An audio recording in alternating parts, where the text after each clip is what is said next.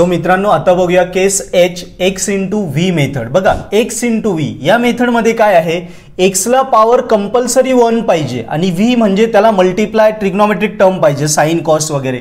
म्हणजे याचे एक्झाम्पल बघा, X into V x sine x आलं, अजून x into cos H 4x x into V correct, x into sine 8x कळालं, x into V अशा प्रकारचं. एक्सला पॉवर नको, एक्सला पॉवर 1च पाहिजे. ठीक आहे, यस. सो आता सॉल्व करूया. बघा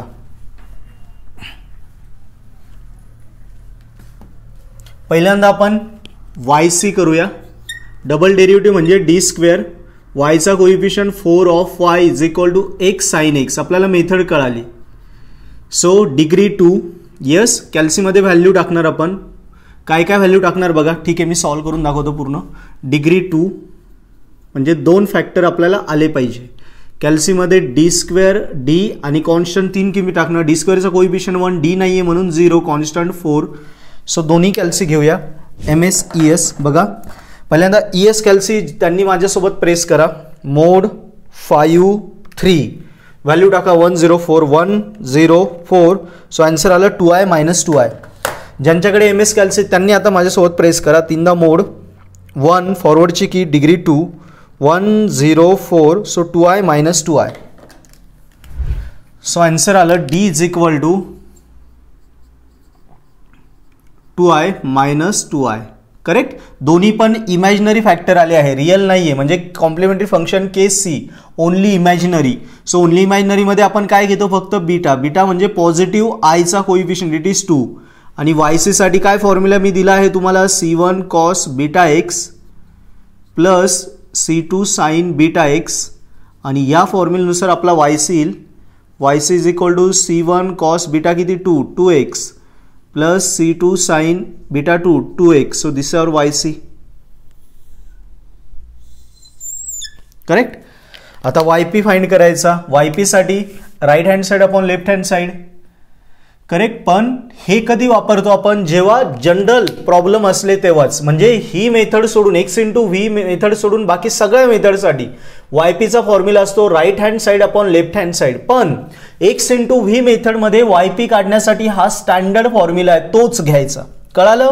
ही एकमेव मेथड आहे शॉर्टकट मेथडमध्ये जिला YP काढण्यासाठी स्टँडर्ड फॉर्म्युला आहे. बाकी सगळ्या मेथडमध्ये YP काढण्यासाठी right hand side upon left hand side आपण करतो. ओके.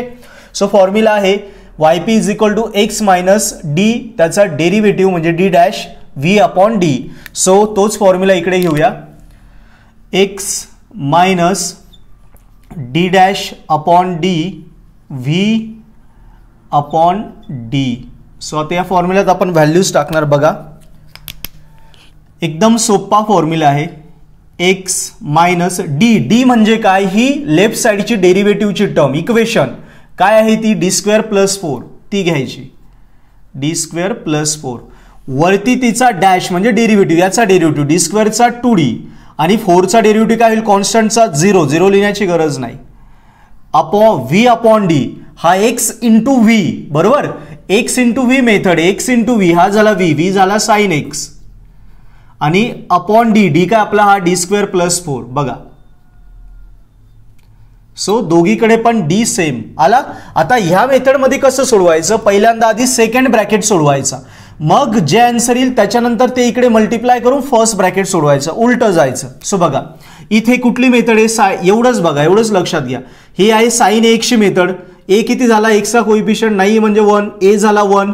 सो साइन एक्सची मेथड काय सांगते, replace D square by minus A square.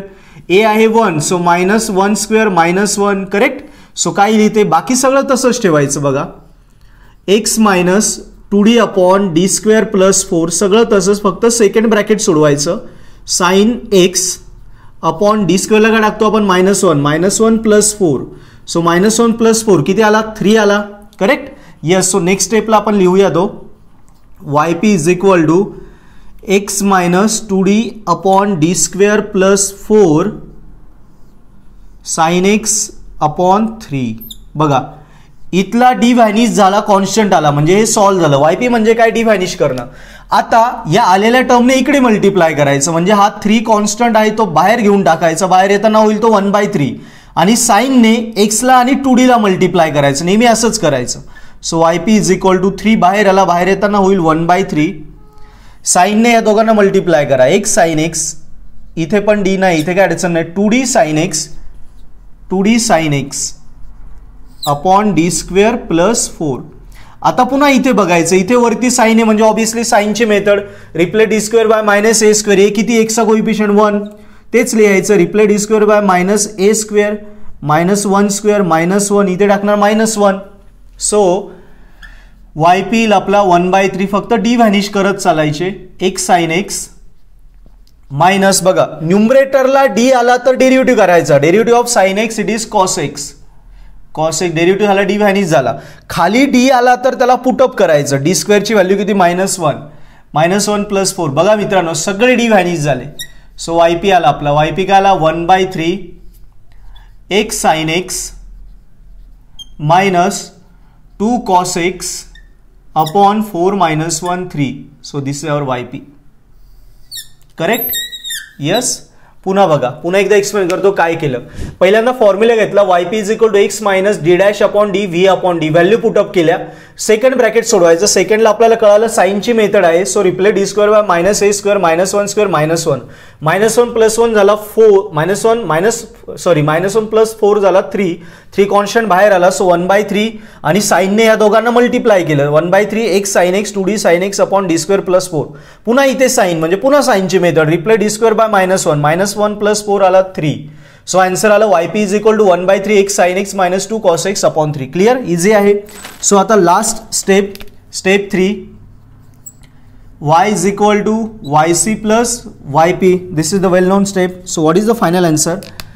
So y is equal to, final answer is this, YC C1 cos 2x plus C2 sin 2x plus 1/3 YP ची term 1/3 x sin x minus 2 cos x upon 3. So this is our y. Clear मित्रांनो? So इतकी सोपी method ही होती.